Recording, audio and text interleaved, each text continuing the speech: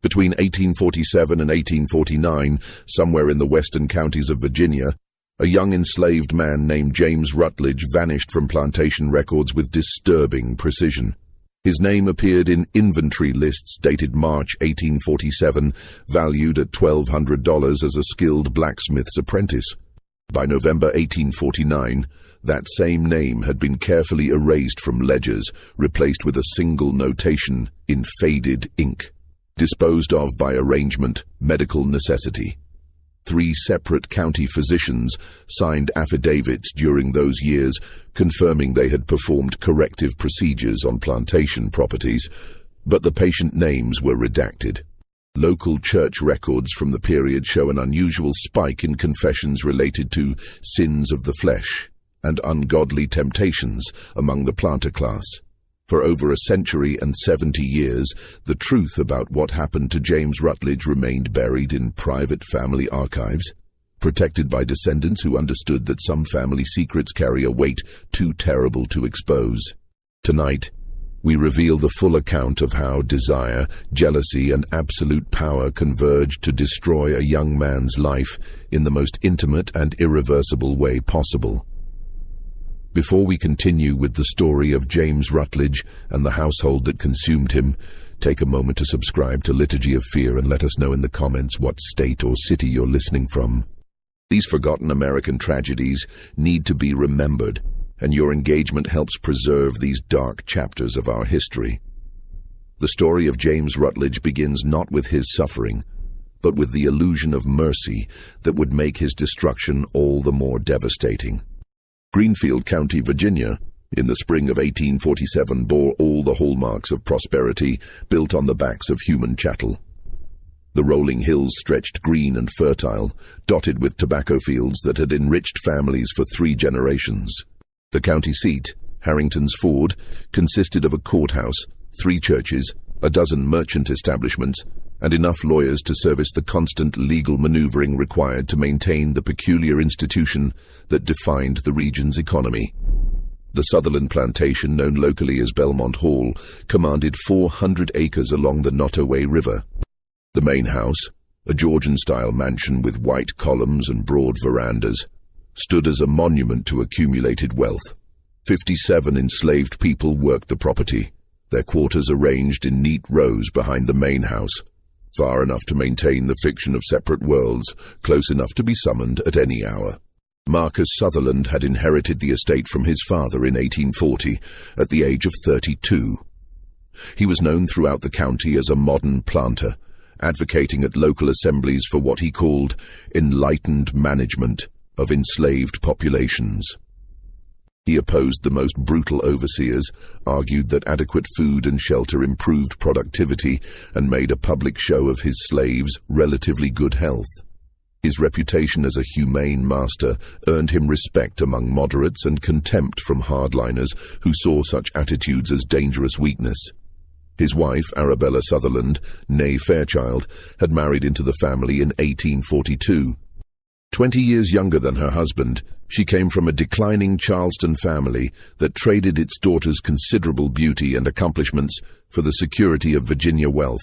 She played piano with genuine skill, spoke adequate French, and managed the household with an efficiency that impressed even her husband's exacting mother, before the old woman's death in 1845. By all appearances, the Sutherlands maintained the kind of refined plantation life celebrated in the South's own mythology. Dinner parties featured elaborate meals served by well-dressed house slaves. The gardens bloomed with imported roses. Guest rooms accommodated visiting relatives and business associates from Richmond and beyond. But beneath this carefully maintained surface, tensions simmered with the intensity of Virginia's humid summers. Marcus Sutherland, for all his public advocacy of humane treatment, had grown increasingly absent from his wife's bed. Whether due to declining health, the pressures of managing a large estate, or simple loss of interest, he spent most evenings in his study, reviewing ledgers and corresponding with factors in Richmond. Arabella, barely 25 years old in 1847, found herself trapped in a marriage that had become more commercial arrangement than romantic partnership. The enslaved population of Belmont Hall included the usual mix of field hands, skilled craftsmen, and domestic servants. Among them was a young man who would become the central figure in a tragedy that would expose the rot beneath Greenfield County's civilized veneer. James Rutledge had been born on the property in 1829, the son of Rachel Rutledge, a seamstress who worked in the main house. His father's identity remained officially unknown, though everyone on the plantation understood he had been sired by Marcus Sutherland's younger brother during a visit in 1828. This connection granted James certain advantages, dangerous as such privileges could be. Unlike most enslaved children who were sent to the fields at age 7 or 8, James had been apprenticed to Jacob Thornhill, the plantation's blacksmith, when he turned 12. For 6 years, he learned to shape iron, repair tools, and fabricate the endless metal implements required by plantation operations. By 18, his skill had grown remarkable. His hands, though marked by small scars from forge work, moved with precision when shaping hot iron. His frame had developed the muscular build common to blacksmiths, his shoulders broad, his arms powerful from hours at the anvil. But it was not his skill that would seal his fate. It was his face. James had inherited features that drew eyes wherever he went. High cheekbones, clear brown eyes, a jawline that suggested strength without brutality. His mixed heritage showed in subtle ways that the plantation's white inhabitants found both fascinating and threatening. He moved with unconscious grace, carried himself with a quiet dignity that some interpreted as pride, others as proper bearing, befitting his craft. In March of 1847, a series of events began that would transform lives and destroy futures. The plantation's main forge required expansion. Jacob Thornhill, now in his 60s and suffering from the lung ailments common to long-time blacksmiths, needed help with the heavier construction work. Marcus Sutherland, reviewing the project plans, made a decision that would prove catastrophic. James was temporarily reassigned from forge work to assist with carpentry repairs on the main house. The east wing needed window frames replaced, door hinges repaired, various metalwork updated. The job would take several weeks, requiring James to work in close proximity to the family's daily life. Arabella Sutherland first noticed him on a Tuesday morning in late March. She had been arranging flowers in the front parlor when movement outside the window caught her attention. James stood on a ladder, carefully removing an old window frame, his shirt sleeves rolled up, concentration evident on his face. She watched for perhaps 30 seconds before catching herself and turning away, disturbed by the sudden quickening of her pulse. Over the following days, she found excuses to be near wherever James was working. She would sit reading in rooms where he repaired fixtures, claiming the light was better there. She would pass through hallways where he installed new hinges, nodding politely, saying nothing. She began to time her movements through the house to coincide with his work schedule. James, for his part, remained scrupulously professional. He kept his eyes on his work, spoke only when spoken to, maintained the careful distance that survival demanded. He understood the danger of any interaction that might be misinterpreted. He had seen men whipped for the sin of existing in sight of white women in moments those women found inconvenient. But Arabella's interest was not casual, and it was not fleeting. By April, Arabella had moved from observation to conversation. She began asking James questions about his work, about the forge, about techniques for shaping iron.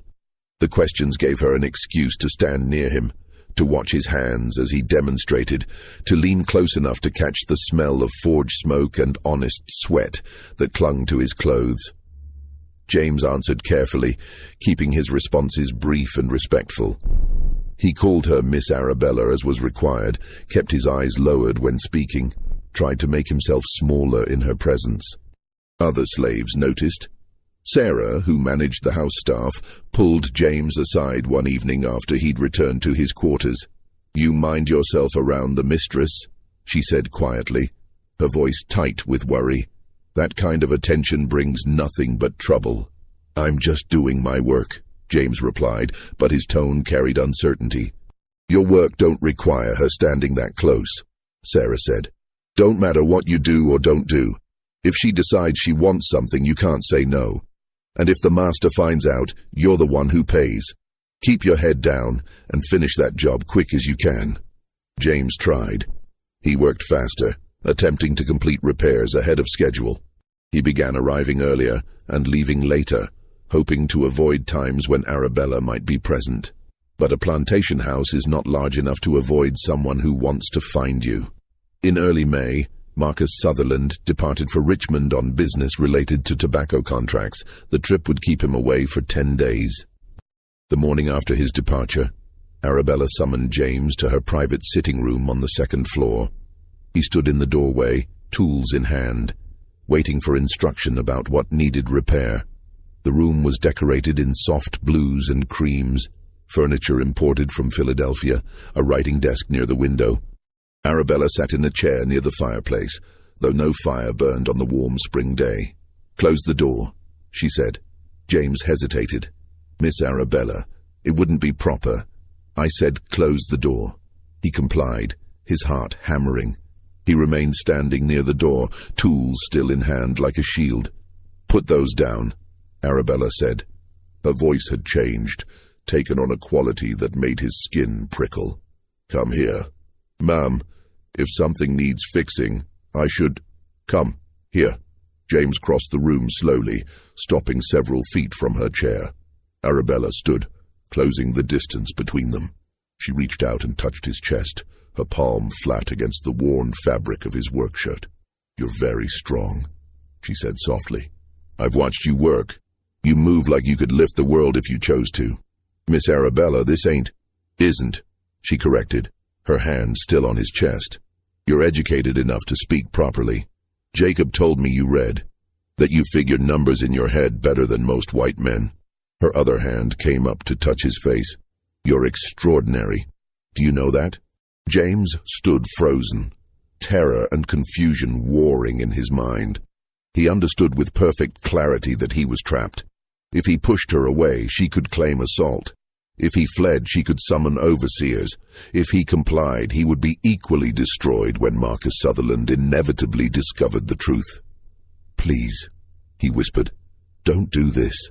Arabella's smile faded. Her hands fell away.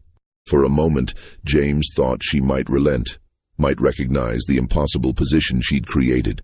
Instead, her expression hardened. "Go," she said coldly. "Get out." James gathered his tools and left, his hands shaking so badly he nearly dropped a hammer on the stairs. That evening, he went to Jacob Thornhill's cabin. The old blacksmith listened to the story, his weathered face growing increasingly troubled. "You can't refuse her," Jacob said finally. "But you can't comply either. There's no good choice here, son. What do I do? We go to Master Marcus when he returns. We tell him the truth before she can tell lies." Jacob shook his head. "It might not save you, but it's the only chance you got." For 3 days, James tried to make himself invisible. He worked in the forge, took meals in his quarters, avoided the main house. But on the 4th day, Arabella sent for him again. This time she was different, controlled, almost businesslike. "I've been thinking," she said. They were in the same sitting room, but now the door stood open, and Sarah worked in the hallway within earshot. "I may have been hasty the other day. I want to apologize." James said nothing, watching her carefully. "You're a skilled worker," Arabella continued.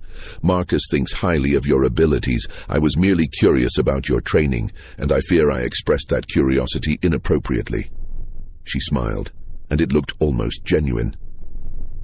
"Can we forget that unpleasant encounter? I'd hate for there to be awkwardness between us." "Yes, ma'am," James said carefully. "We can forget it." "Good." She gestured toward a chair near the window. "The arm is loose. If you could tighten it, I would appreciate it." James examined the chair. The repair required perhaps 5 minutes. As he worked, Arabella sat at her writing desk, apparently absorbed in correspondence. When he finished, he gathered his tools. "James," she said as he reached the door. Her voice was soft again, intimate. "I do appreciate your discretion. A lady's reputation is such a fragile thing. One misunderstood moment, one malicious rumor, and everything can be destroyed." She met his eyes. "I'm glad we understand each other." The threat was clear. She had framed the incident in a way that made him complicit, transformed what could have been his potential defense into evidence of conspiracy. If he told anyone, she would claim he had initiated the contact, that he had forced his way into her room, that only her pleading had prevented something terrible. James left the main house with a weight of dread settling in his chest. He had been outmaneuvered before he'd even realized he was in a game. Marcus Sutherland returned from Richmond on a Thursday in mid-May. The tobacco contracts had been favorable, and he arrived in good spirits, already planning expansion of the plantation's operations. That evening at dinner, Arabella was attentive and charming, discussing household matters and local news with her usual grace. But over the following weeks, the atmosphere at Belmont Hall began to shift in ways too subtle for Marcus to immediately notice, but obvious to those who lived in the shadows. Arabella's behavior toward James changed again. She no longer sought him out privately, no longer made inappropriate advances. Instead, she began a campaign of casual cruelty, disguised as innocent requests. She would summon him to repair items that weren't broken, then express disappointment that he'd wasted time on unnecessary work. She would praise his craftsmanship to Marcus in ways that emphasized James's physical qualities, watching her husband's face for reactions. She engineered situations where James would be working near her when Marcus was present, creating tableaus of innocent domesticity that nonetheless carried suggestions of impropriety to minds primed to see it. James tried to navigate this minefield with desperate care. He worked quickly, spoke little, kept his eyes down. But Arabella was playing a longer game than he understood. In June, she began to confide in certain ladies of the county during afternoon visits. Nothing explicit, just small comments that accumulated weight through repetition. A concern about the boldness of some enslaved workers. A worry about the safety of plantation mistresses when their husbands traveled. A mention of how one particular slave seemed to have ideas above his station. The rumors spread quietly through the network of white women who socialized over tea and needlework. James Rutledge's name began to circulate, always accompanied by meaningful looks and lowered voices. Marcus heard whispers at the county courthouse at church in conversations with neighboring planters. Nothing concrete, no direct accusations, just a growing sense that something unseemly might be occurring under his own roof. He began to watch. He noticed how Arabella would stiffen slightly when James entered a room to perform repairs. He saw how James would not meet anyone's eyes, how he moved through the house like a man walking on broken glass. Marcus interpreted these observations through the lens his wife had carefully ground, seeing guilt where there was only terror, seeing conspiracy where there was only survival instinct. In July, Arabella made her move. She came to Marcus in his study late one evening, her face pale, hands trembling. She sat in the chair across from his desk and spoke in a voice barely above a whisper. "I need to tell you something," she said. "I should have told you weeks ago, but I was frightened, ashamed." Marcus set down his pen.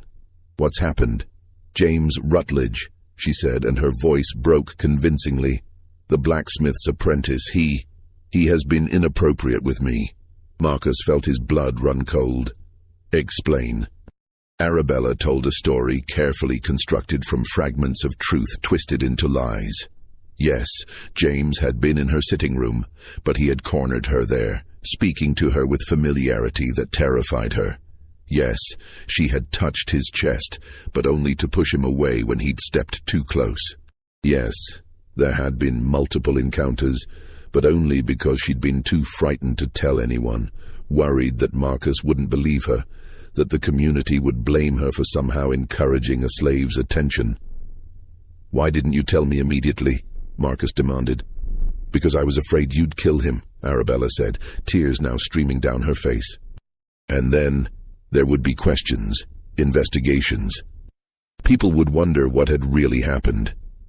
My reputation would be destroyed even if you were justified. I thought I could manage it, could avoid him, but he finds excuses to be near me. He watches me, Marcus. When you're not here, he watches me."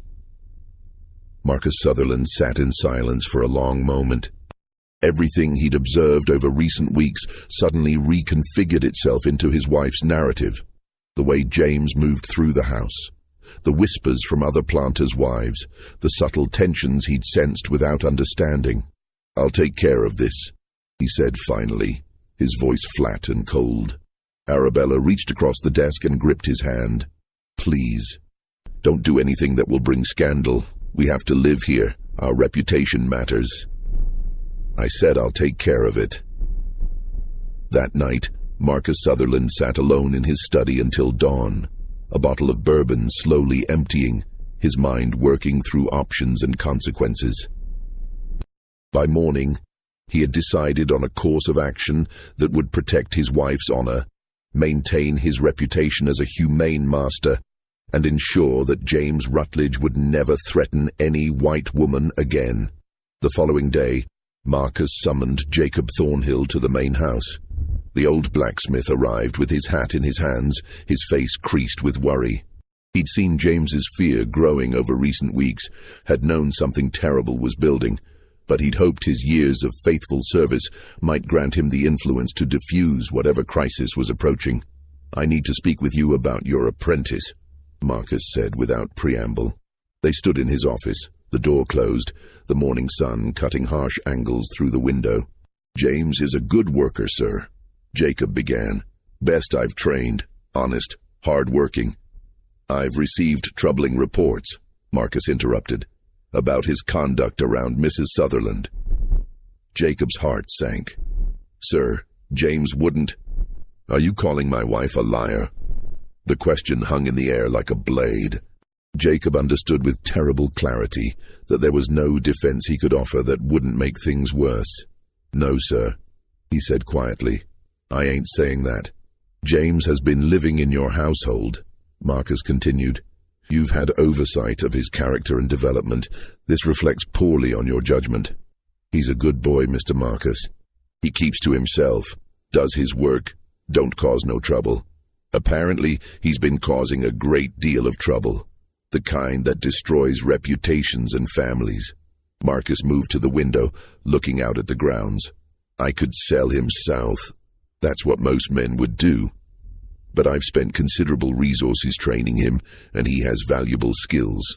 Moreover, I have a responsibility to ensure he never threatens another woman in this manner again."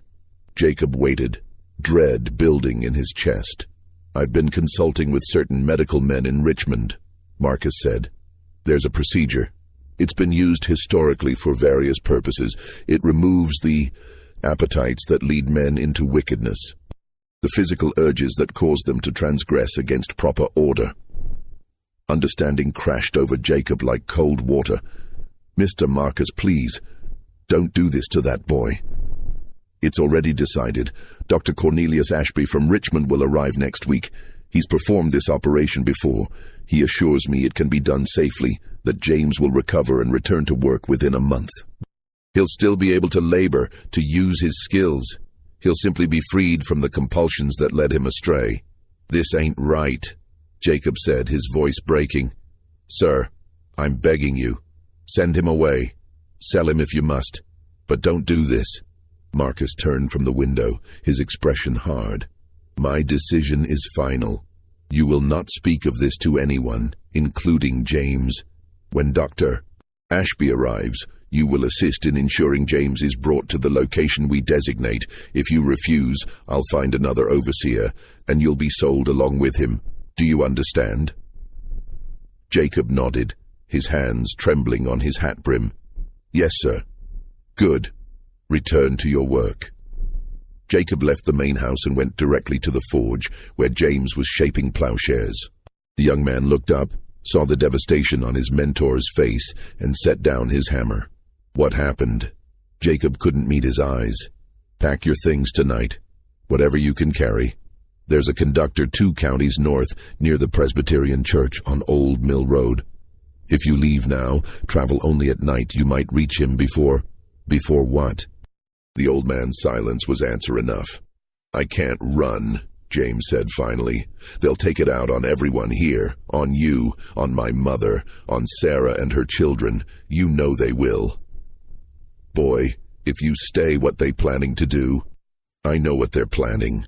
James's voice was eerily calm. I've known since Miss Arabella started this whole thing. I've seen it happen before. I heard stories from slaves who came up from the deeper south. He picked up the hammer again, felt its familiar weight. Running just makes it worse for everyone else. You can't just accept this. I don't have a choice. James returned to the plowshare, striking the hot iron with methodical precision. None of us ever did. Dr. Cornelius Ashby arrived at Belmont Hall on a Tuesday morning in late July. He came in a black carriage driven by his assistant, a taciturn man who helped unload several leather cases and a locked wooden chest. Ashby himself was in his early 50s, clean-shaven, his manner professional and detached. He had performed various surgical procedures for planters throughout Virginia and North Carolina, including several that required absolute discretion. Marcus Sutherland met him at the door, leading him to a second-floor room that had been prepared for the operation. Clean linens covered a sturdy table, buckets of water stood ready. Instruments had been boiled according to Ashby's advance instructions. "The subject is healthy?" Ashby asked, arranging his instruments with practiced efficiency. "Young, strong, no known ailments," Marcus confirmed. "Good. Recovery will be faster. I'll need assistance holding him during the procedure. The pain is considerable. My overseer Samuel Hicks and 2 field hands will assist." "And you've explained to the subject what will occur?" Marcus hesitated. He knows he's being punished. I thought the specific details might cause unnecessary resistance. Ashby shrugged. "Your decision, though I find honesty often produces better cooperation than surprise." He tested the edge of a scalpel against his thumb. "When would you like to proceed?" "This afternoon. I'd prefer to have it done before my wife returns from her visit to the Hendersons." At 2 o'clock, James Rutledge was summoned to the main house. He walked up from the forge with Jacob Thornhill beside him, both men silent. They entered through the back door, were directed up the servants' stairs to the second floor. Samuel Hicks waited in the hallway outside the prepared room. He was a thick-shouldered man who'd worked as overseer for 3 years, known for efficiency rather than cruelty. He avoided James's eyes. "Go on in," he said gruffly. James entered. Dr. Ashby stood beside the table, Marcus Sutherland near the window. 2 field hands James knew by sight, both large men, stood against the wall. "James," Marcus said, his voice formal, "you've been brought here because of your conduct toward Mrs. Sutherland. I've decided on a punishment that will ensure you never transgress in this manner again." James said nothing. His face remained carefully blank. "Dr. Ashby will perform a surgical procedure that will remove your ability to act on improper desires. You'll remain valuable as a worker, but you'll be freed from the urges that led you astray." Still, James said nothing. He looked at the table, the instruments, the men positioned to hold him down. He had spent weeks imagining this moment, steeling himself against it, knowing that resistance would only make it worse.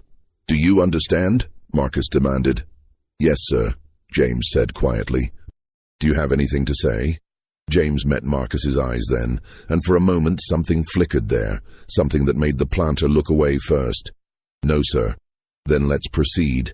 What followed was conducted with professional efficiency by Ashby, but the humanity of it, the physical and psychological destruction visited upon James Rutledge in that second-floor room while July sun streamed through the windows, represented everything monstrous about the system that enabled it.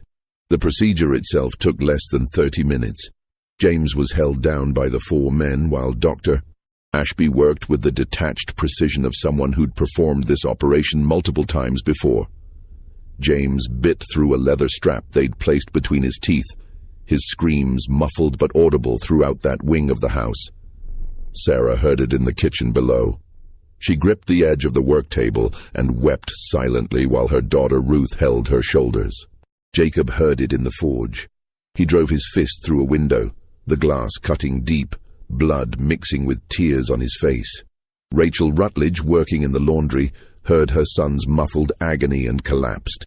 2 other women helped her to her quarters. where she lay staring at nothing for 3 days. When it was finished, James lay unconscious on the table, pale and still.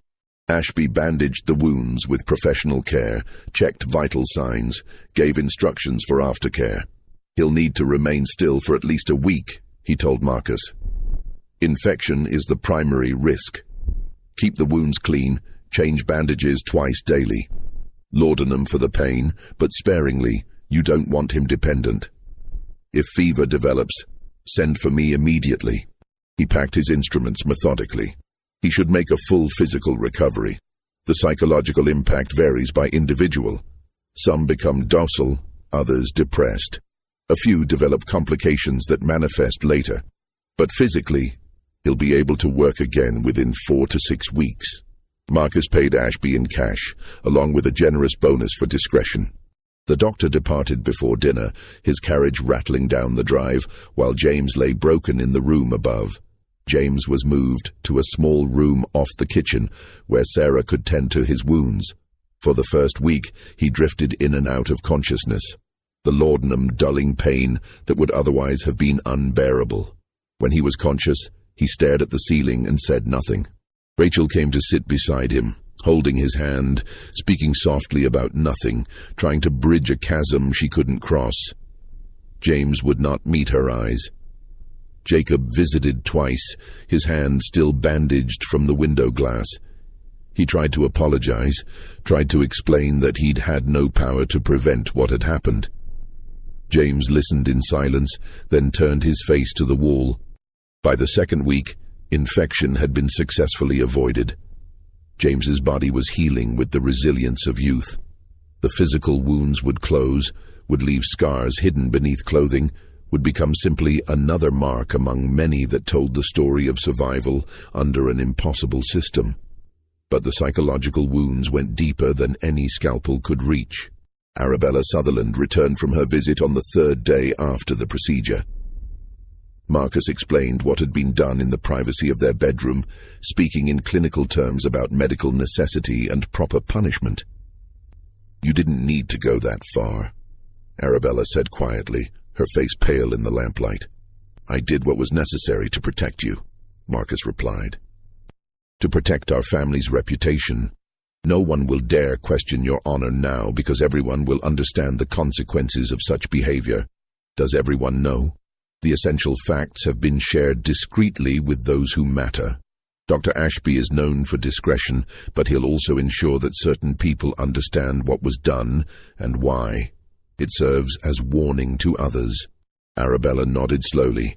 She had wanted James, been refused, and punished him for that refusal through the only means available to her. But standing in her comfortable bedroom, looking at her husband's self-satisfied expression, she felt something cold settle in her stomach. Not guilt, she told herself.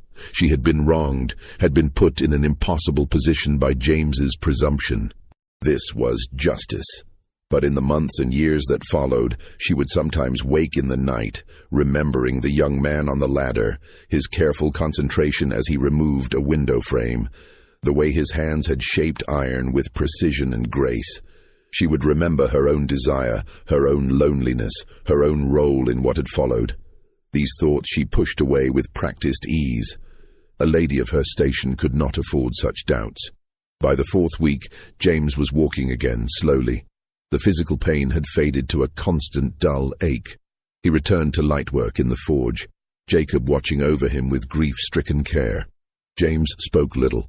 He performed his tasks with mechanical efficiency, showing no emotion, making no complaints.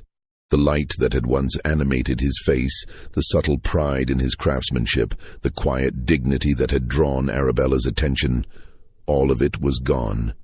He moved through his days like a ghost, present in body, absent in every way that mattered. The other slaves watched this transformation with horror and pity. Whispers spread through the quarters about what had been done and why. Some blamed James for attracting attention, for not being more careful. Others blamed Arabella for her cruelty, Marcus for his cowardice, the system itself for making such atrocities possible. But whispers changed nothing. The work continued. The tobacco grew, The harvest came and went. Life at Belmont Hall moved forward with the inexorable momentum of an institution that had perfected the machinery of dehumanization over generations. For 3 years, James Rutledge worked at Belmont Hall's forge, his skill undiminished even as his spirit remained shattered. He spoke when spoken to, performed his tasks flawlessly, and lived within himself in ways that terrified those who had known him before. Rachel tried to reach him, but he had built walls she couldn't penetrate. Jacob tried to mentor him as before, but the easy camaraderie was gone, replaced by hollow interactions that satisfied form while lacking all substance. In 1850, Jacob Thornhill died of lung disease, his last years haunted by guilt over what he'd been unable to prevent. On his deathbed, he gave James a leather pouch containing $23 he'd saved over decades, along with a letter of introduction to a blacksmith in Philadelphia. "Run," Jacob whispered, his breathing labored. "Head north. You got the skills to earn your way as a free man. Don't die here." James took the pouch but said nothing. He stood at Jacob's grave and did not cry. Marcus Sutherland, meanwhile, continued his role as a progressive planter, speaking at county meetings about humane treatment, while the young man he'd mutilated worked silently in his forge. The cognitive dissonance never seemed to trouble him. He saw himself as a man who'd made difficult but necessary decisions to protect his family and maintain proper social order. Arabella aged into her late 20s, then early 30s, maintaining her role as gracious plantation mistress. She bore Marcus 2 daughters in 1851 and 1854. She poured herself into motherhood and social obligations, staying busy enough that she rarely had time to reflect on the past. But occasionally, in quiet moments, she would see James in the distance, moving between buildings or working at the forge, and something would twist inside her chest. Not quite guilt, not quite regret. Something more complicated, something she had no language to express and no desire to examine too closely. The house slaves watched these dynamics with the bitter wisdom of people who understood the true nature of power in this world. They saw how Marcus congratulated himself on his restraint, how Arabella avoided looking at James, how James had been transformed from a person into a warning, a lesson written in flesh and silence. In November of 1852, a fever swept through Greenfield County. It took 10 slaves from Belmont Hall, including Sarah, who had tended James after his mutilation. Before she died, she called James to her bedside. "You're still alive," she whispered, her voice rough.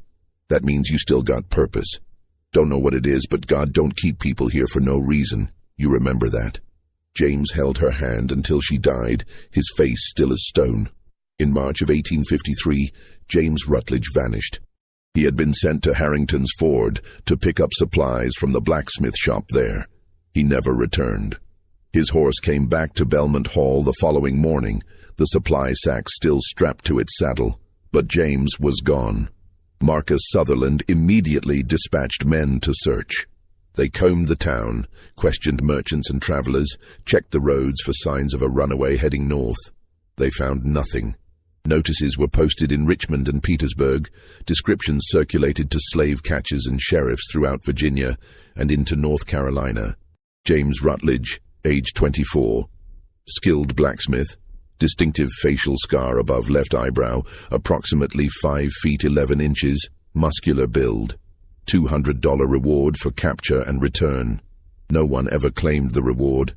Some speculated he drowned in the Nottoway River while attempting escape. Others suggested he'd been murdered by white men who saw him unattended in town and decided to eliminate what they saw as an uppity slave.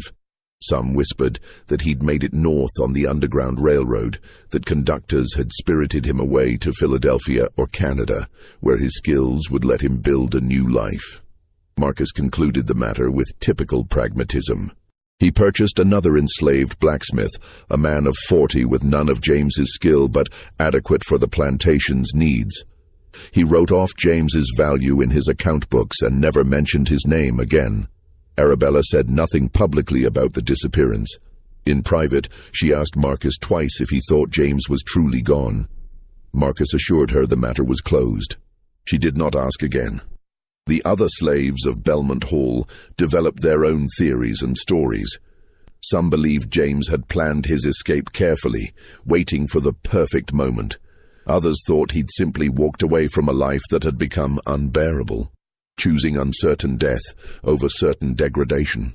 Rachel Rutledge refused to believe her son was dead. For years afterward, she would watch the road at sunset, as if James might still come walking up the drive. She never saw him again. For the next 7 years, Belmont Hall continued its operations with mechanical efficiency. The tobacco crop remained profitable. The Sutherland daughters grew into childhood, learning piano and French and all the accomplishments expected of young ladies in their class.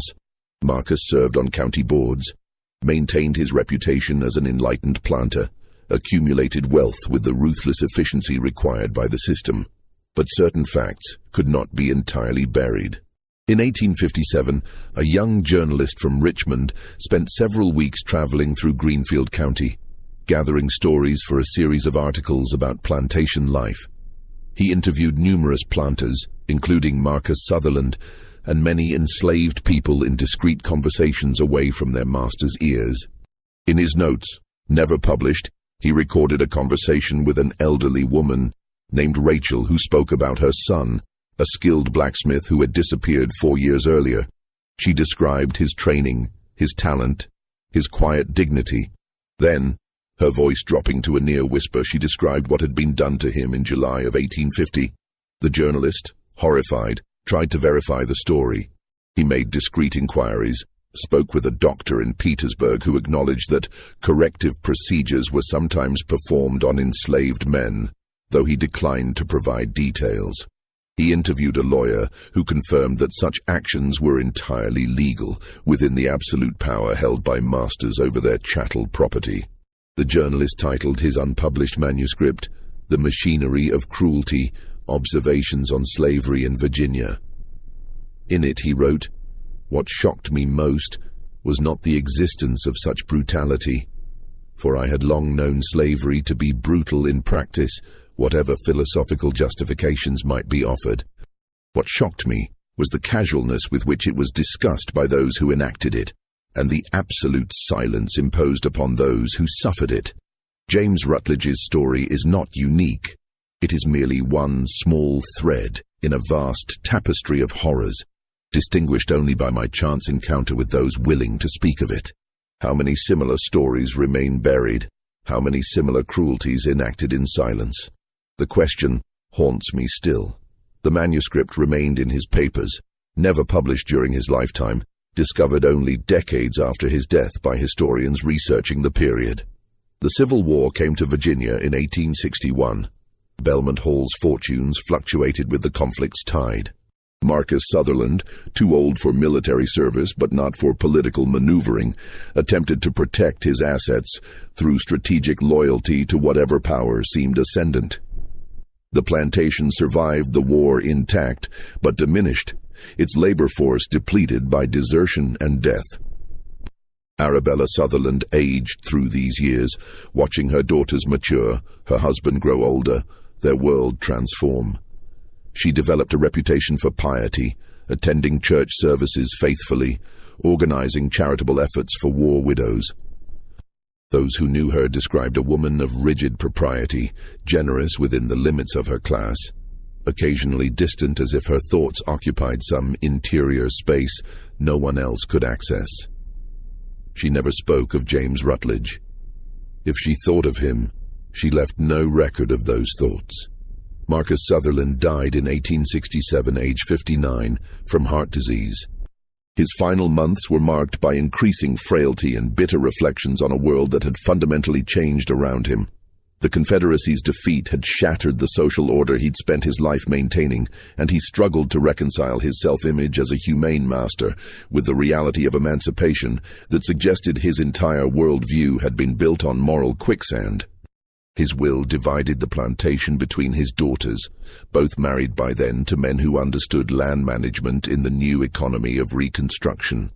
Margaret had married Robert Pemberley, a former Confederate officer who'd lost an arm at Chancellorsville and returned home with a pragmatic understanding that the old ways were finished.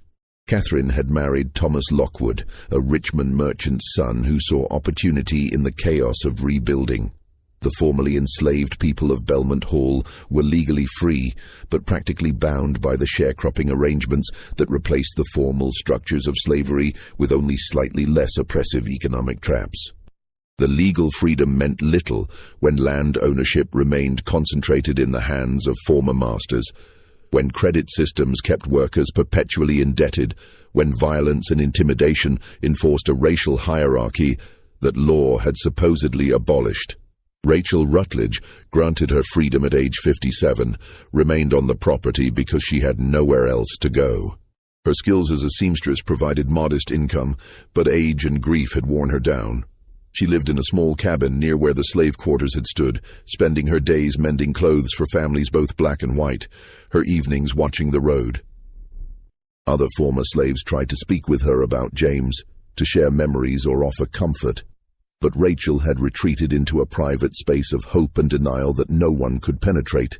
She insisted James was alive somewhere in Philadelphia or Boston, working as a respected craftsman, unable to return but safe.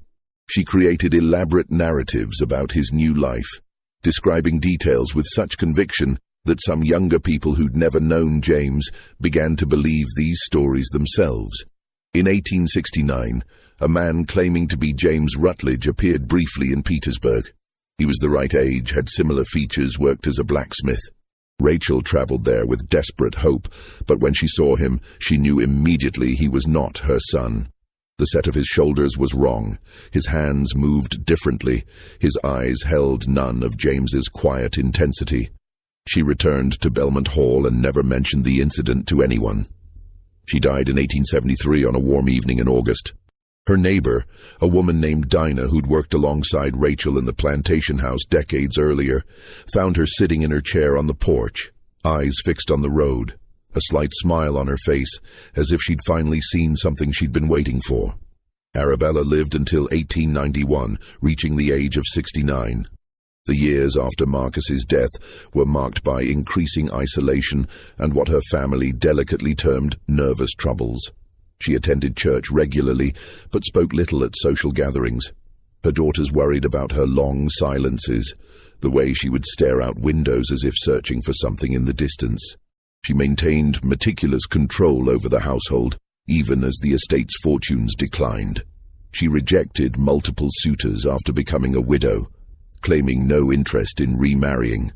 Instead, she poured her energy into raising her grandchildren and managing the increasingly complex finances required to keep what remained of Belmont Hall operational. But certain patterns emerged that troubled her daughters. Arabella refused to allow any metalwork to be done on the property, insisting that all repairs requiring a blacksmith be sent to town. She avoided the area where the forge had stood, which had been partially dismantled after the war. On the rare occasions when she passed near it, witnesses reported that she would quicken her pace and turn her face away, as if unable to bear the sight. In her final years, she suffered from what her family called melancholia, spending long hours in her room, speaking little, rarely engaging with her grandchildren or the social world that had once defined her existence. She would sometimes wake in the night screaming, though she never explained the nightmares that plagued her. Her daughters attributed this to the general trauma of having lived through the war, the loss of their father, the difficulties of aging. A year before her death, she asked her daughter Margaret to bring her a locked box from the attic. Inside were letters, documents, and a leather-bound journal Arabella had kept intermittently throughout her marriage. Margaret started to open the journal, curious about her mother's inner thoughts across so many years, but Arabella's hand shot out with surprising strength. "Burn it," Arabella said, her voice hoarse but commanding. "Burn everything in this box." "Mother, these are your private papers. Shouldn't we preserve them for the family, for history?" "History?" Arabella's laugh was bitter and strange. "History is what we choose to remember and what we choose to forget. These should be forgotten. But Mother, Margaret," Arabella gripped her daughter's wrist with trembling fingers. I have spent 40 years carrying weight you cannot imagine. I will not pass that weight to you. Burn them. Don't read them. Promise me. Margaret, disturbed by the intensity in her mother's eyes, promised. That evening she fed the box's contents to the parlor fireplace without examining them. She watched pages curl and blacken, watched ink run and fade, watched whatever confessions or reflections her mother had written transform into ash. Later, she would wonder what truths had been destroyed. She would remember odd comments her mother had made over the years, oblique references to mistakes and consequences, vague allusions to events Margaret had been too young to understand. But she had promised, and the answers were gone. Arabella died in her sleep 3 months later, on a cold November morning. The doctor who examined her body noted that her face, usually set in lines of tension even in sleep, looked peaceful. At her funeral, the minister praised her charity, her devotion to family, her grace under the trials of war and Reconstruction.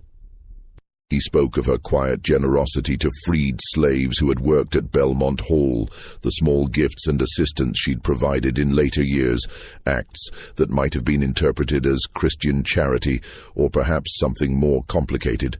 No one mentioned the young man whose life she had destroyed. Most of those present had never heard his name.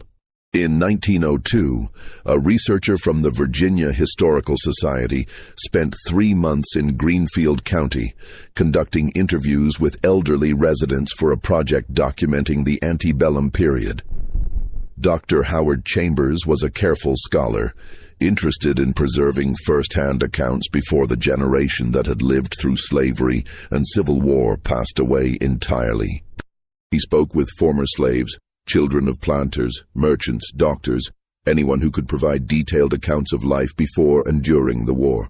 He filled notebook after notebook with descriptions of daily routines, economic systems, social hierarchies, religious practices, family structures. He was trying to create a comprehensive picture of a world that had vanished, leaving only memories and ruins. One of his interviews was with Isaiah Hicks, age 76, son of Samuel Hicks, who had served as overseer at Belmont Hall. Isaiah had moved to Richmond after the war, worked as a clerk, built a modest life separate from his father's occupation. But he remembered the plantation with the clarity that significant childhood experiences often retain. He recounted numerous stories about plantation life, most fairly conventional. The rhythms of planting and harvest, relationships between enslaved families, tensions during the war, the chaos of emancipation. Then, near the end of the interview, when Chambers was gathering his materials, Isaiah mentioned something that caught the researcher's attention. There was a slave boy, a blacksmith, Isaiah said, his voice uncertain, as if testing whether he should speak further. James, I think his name was, James Rutledge. Something terrible happened to him. My father wouldn't talk about it much, wouldn't explain it to me when I was young, but as I got older I gathered it involved the master's wife and some kind of punishment that... He trailed off, his discomfort evident. Chambers set his notebook back down and waited. Silence often produced more than questions. Father said it was the worst thing he'd been part of. Isaiah continued slowly. And he'd been part of plenty of bad things in those days, he knew that. Whippings, sales that separated families, all the usual cruelties. But this was different, he said. This was something that destroyed a man in a way that couldn't be undone. Father said he prayed over it till the day he died, asked God for forgiveness for something he couldn't refuse to do. What exactly was done? Chambers asked gently. I don't know the details. Father wouldn't say. But I remember once, years later, there was some talk at church about medical procedures being used on criminals, and Father stood up and said no civilized society should allow such things, that he'd seen what it did to a man. Everyone was surprised, because Father wasn't one to speak up in meetings. I asked him about it later, and he just said, some sins stay with you, son. Some things you see you can never unsee. Chambers pressed for more details, but Isaiah had little else to offer. The story had been passed down, fragmentary, distorted by time, and his father's reluctance to speak plainly about atrocities. The researcher made extensive notes, attempted to verify the account through county records. He spent 2 weeks in courthouse archives, examining ledgers, inventory lists, legal documents. He found James Rutledge's name appearing in Belmont Hall's inventory through March 1847, valued at $1,200, with notation of his skills as a blacksmith's apprentice. Then the cryptic entry in November 1849, disposed of by arrangement, medical necessity. Then nothing. He located no trial records, no sale documents, no death certificate. He found no evidence James had been sold to another plantation or moved to Richmond or Petersburg. The young man had simply been erased from official history with the efficiency that characterized how the slave system dealt with inconvenient truths. Chambers interviewed 3 elderly black residents who had been enslaved at Belmont Hall. 2 claimed no knowledge of James Rutledge, their faces closing in the way that suggested they knew more than they would say to a white researcher. The 3rd, a woman named Elizabeth who had been a child during the period in question, was more forthcoming. "I remember him," she said quietly. "Pretty boy, good worker, kept to himself mostly. Then something happened with the mistress, nobody would say exactly what, and he got punished bad, real bad. Came back different, walked like he was carrying something heavy nobody else could see. Then one day he was gone, and we were told not to ask about him. His mama never got over it. Died, still waiting for him to come home. Do you know what the punishment was?" Chambers asked. Elizabeth looked at him for a long moment, then shook her head. "Some things ain't meant to be said out loud, but it was the kind of thing that makes a man wish he'd died instead of lived." Chambers attempted to locate Dr. Cornelius Ashby, who he'd discovered had visited Belmont Hall around the relevant time period. He learned that Ashby had died in 1876, his personal papers destroyed in a fire that had also claimed his medical practice. Convenient, Chambers noted, how documents related to such matters tended to disappear. In his published work, Voices of Antebellum Virginia, released in 1905, the researcher included a section about punishments enacted upon enslaved persons. It was carefully written to avoid explicit details that might offend contemporary readers, but it acknowledged that certain forms of physical punishment were enacted that permanently altered the bodies and spirits of those subjected to them, though specific documentation often does not survive due to deliberate destruction of evidence. In a footnote about James's case, he wrote, "The case of James Rutledge represents one of many where justice was never sought and truth was deliberately obscured. What fragmentary evidence survives suggests an atrocity enacted not in a moment of rage, but as calculated punishment, carried out with medical precision and legal sanction. That such acts were possible within the framework of civilized society speaks to the fundamental corruption of any system that treats human beings as property subject to absolute control." The footnote appeared on page 347 of a dense academic text that received modest scholarly attention but little popular readership. Few people read it. Fewer still understood its full implications. Today, Belmont Hall stands in ruins. The main house burned in a mysterious fire in 1923 during a period of labor unrest when sharecroppers were organizing against the descendants of former plantation owners. No one was ever charged with arson, but local legend held that the fire had been deliberately set as a symbolic rejection of the past. The flames consumed most of the structure, leaving only portions of the foundation and a few scattered outbuildings. The land was subdivided and sold throughout the 1930s and 1940s. A portion became a small tobacco farm, operated by a black family who'd managed to purchase their own land during Reconstruction. Another section was sold to developers in the 1950s. By 1970, a state highway cut through what had once been tobacco fields, dividing the property forever. The forge where James learned his trade collapsed sometime in the early 20th century. Local residents used its stones to build other structures, scattering the physical remains of the place where a young man had developed skills that should have granted him respect, but instead contributed to his destruction. No marker indicates where it once stood. A historical marker was erected at the intersection near the old property entrance in 1986, part of a statewide initiative to document significant plantation sites. It mentions the Sutherland family's economic importance, the plantation's role in regional tobacco production, its occupation by Union forces briefly in 1865. The text was approved by a committee that included descendants of both enslaved and enslaving families, each group pushing for their preferred narrative. The marker does not mention James Rutledge. His name appears nowhere on the sign, in the accompanying brochure, or in the tourist information provided by the County Historical Society. He remains absent from the official story, as he was intended to be. In 1968, during research for a doctoral dissertation on slave resistance in Virginia, a graduate student named Patricia Morehouse found a curious document in the basement archives of a Petersburg law firm being demolished to make way for a parking garage. It was a letter from Dr. Cornelius Ashby to Marcus Sutherland, dated August 1850, discussing payment for services rendered and expressing professional satisfaction at the successful outcome of the corrective procedure performed in July. The letter went on to provide follow-up medical advice and mentioned that Ashby had performed similar operations on 4 other occasions for clients throughout Virginia and North Carolina, always with satisfactory results. He noted that discretion was paramount in such matters, that documentation should be minimal, and that he trusted Sutherland would destroy the letter after reading it. Sutherland had not destroyed it. Perhaps he'd filed it away and forgotten it, or perhaps he'd kept it deliberately as protection should questions ever arise.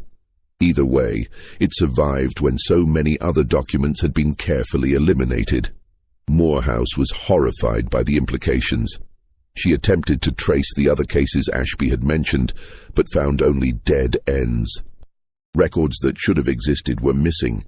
Families that should have had documentation claimed their archives had been lost to fire, flood, or simple neglect.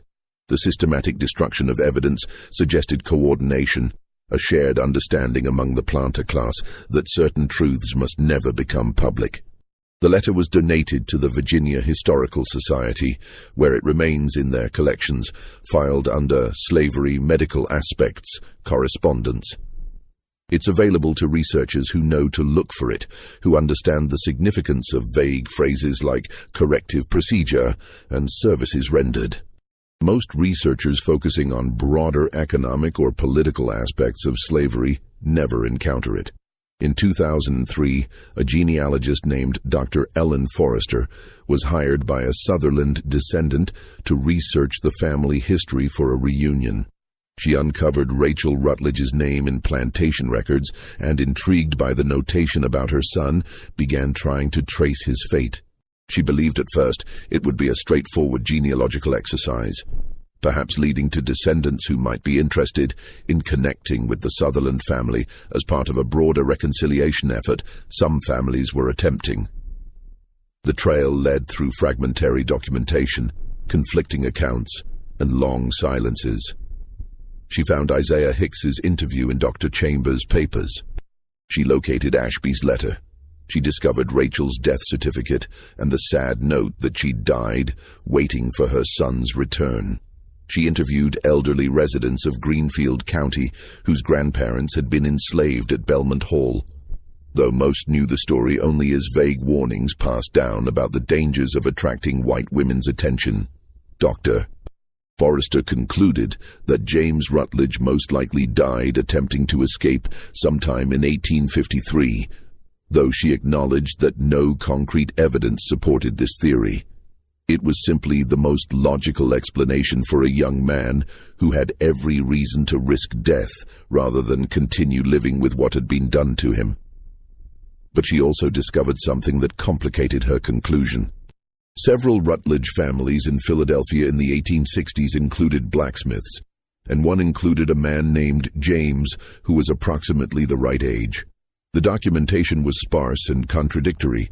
The James in Philadelphia was listed as having been born free in Delaware in some records, as having escaped from North Carolina in others.